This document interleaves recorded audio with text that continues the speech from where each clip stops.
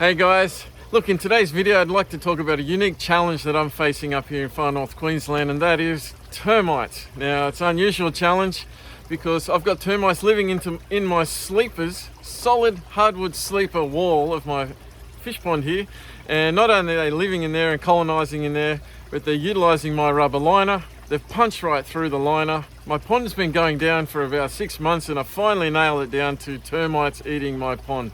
So let me show you what I've had to do to fix it.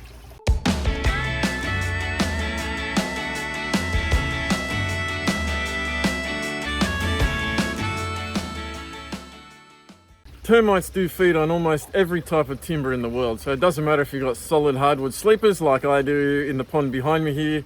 They have been munched. My pond has been munched and it hasn't taken long. I've had termites throughout my house for the last 10 years, but I've slowly got rid of those. I've put in some traps and using pyrethrum, natural insecticide. They take that back to the nest and that killed them all from my house. I didn't do the same to the pond here. I just left it out in the backyard, and as a result, as you can see here, my sleepers are a little damaged. Now if I show you the edge of my pond here, you can see the damage. Now these were old sleepers when I put them in here, so it's not surprising. See the giant hole there?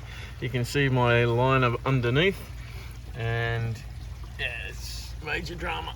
Subterranean termites really do play an important ecological role in nature. They break down timber, they allow nutrients to be uptaken by plants. So they do play a very important ecological role, and they do cause a lot of damage to the human population worldwide. I believe it's over $1 billion every single year worldwide, and I know in Australia it's 100 million a year, the cost of termites to our economy. I had a few termites eating through my pond liner. Look, I knew something was happening. The pond was evaporating more than usual. What I've just done is I've got a 6 by 4 meter pond liner, and as you can see in the background, I'm just filling it up here, just being very careful to keep tweaking the sides, just keep loosening the sides and having enough slack there to let the water fill, and it just presses up on the logs behind, or the sleepers, timber sleepers. I had to be very careful for other objects like little rocks and sticks and snail shells even in between the two liners. I actually left the other liner in there, just left it in there, and all the fish. So there's over 100 fish perch in there, probably 20 centimeters each. Left all the perch in there, and then with a friend, a helper, one end of the liner, and we just slid it underneath the fish until all the fish are on the other side. So it's successful, mission accomplished. It's working well. As you can see, we're just filling it up here. The fish are still breathing, still swimming around, and I'd say successful mission.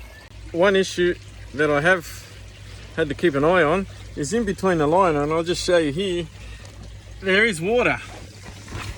So in between the two liners, there is water. It should be okay, and it should spill out anytime soon, hopefully. So the theory was to slide it in underneath the fish, allow the water that's already there to just spill out over at the end. So hopefully, I'm just going to fill it up as high as I can and just make sure I get all the creases out, crinkle out, and that involves walking in there. And perch do have teeth and they do bite, and I have been bitten about 5 times already. They're just experimenting to see what toes taste like. Don't be scared of them. Just get in and fix it. I mean, they only had about 20 minutes. I'm in Cairns, very hot. It's about 35-degree day centigrade. So in that sort of temperature, I'd say the fish would only last 20 minutes without oxygen. So I had to turn off all the pumps, all the oxygen. I took the pump out and then I redid the liner. So I only had a 20-minute window, and look, everything went well. Operation successful, and I did it in my lunch hour. So hopefully everything will be all right, and then we'll put the cover boards back on. I took off all the top timbers, all the timbers you can see on the ground. Took all the timbers off, and I'll just screw them back on later. Out of the 2,000 termite species around the world, there's only a handful that are actually a big problem to the economy.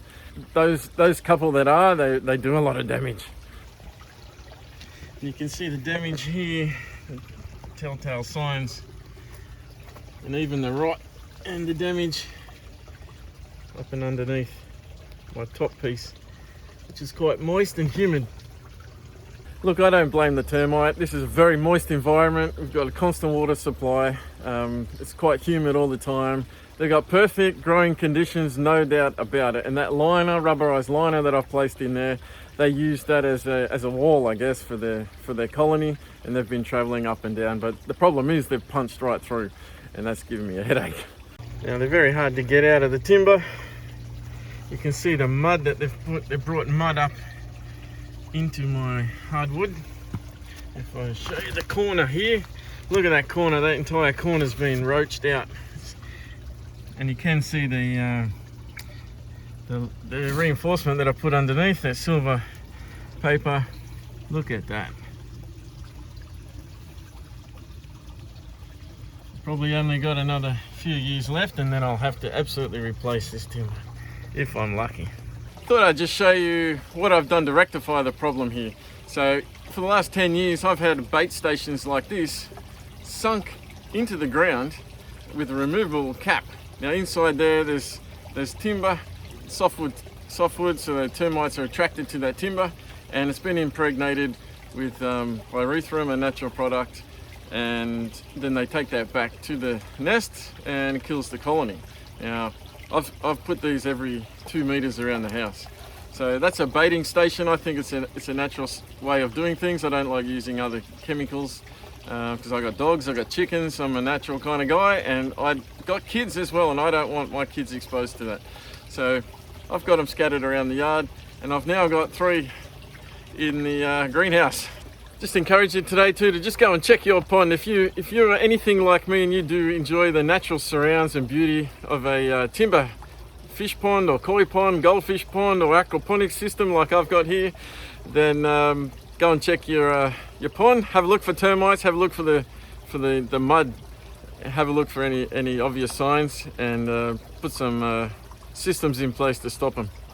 If you've had similar problems, just put it in the chat below. I'd love to hear what you've done. I'd love to hear what's happened to you as well. Hopefully we can all help other people to just to put it in their minds to go and check their pond.